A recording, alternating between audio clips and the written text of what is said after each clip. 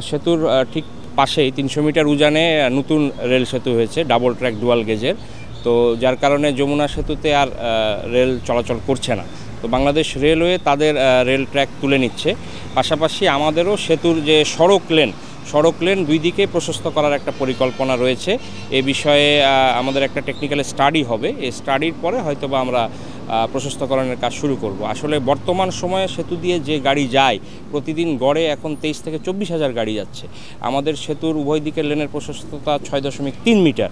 এই 6.3 মিটার আসলে অপ্রতুল, ইনসাফিসিয়েন্ট এই গাড়ির জন্য, অ্যাভারেজ ডেলি ট্রাফিকের জন্য অপ্রতুল। তো আমরা রেল ট্র্যাক যে জায়গাটা দখল করে আছে প্রায় 3.5 মিটার জায়গা, এটা যদি আমরা সমান দুই ভাগে উভয় লেনে ভাগ করে দিতে পারি সড়ক লেনে, সেক্ষেত্রে আমাদের লেনের প্রশস্ততা 6.3 মিটার থেকে 8 মিটারে উন্নীত হবে। এতে করে আমাদের যে বর্ধিত ট্রাফিক, ইনক্রিজ ট্রাফিক অ্যাকোমোডেট করা সুবিধা হবে। পাশাপাশি ঈদের সময় যে অতিরিক্ত ট্রাফিক হয় বা দুর্ঘটনা ঘটে ওই সময় আমরা কিছুটা সুবিধা পাবো। আর বর্তমান সময়ে যে সকল সেতু বা ফ্লাইওভার নির্মাণ করা হচ্ছে সকলেরই প্রশস্ততা প্রায় 8 মিটার বা 8 মিটারের বেশি। আমাদের পদ্মা সেতুর প্রশস্ততা প্রায় দুই দিকে 9.5 মিটার। তো এটা প্রায় 30 বছর আগেকার পরিকল্পনা হওয়ার কারণে এটার ওই সময় প্রশস্ততা ছিল 6.3 মিটার করে। তো রেল ট্র্যাক সরিয়ে ফেলা হচ্ছে।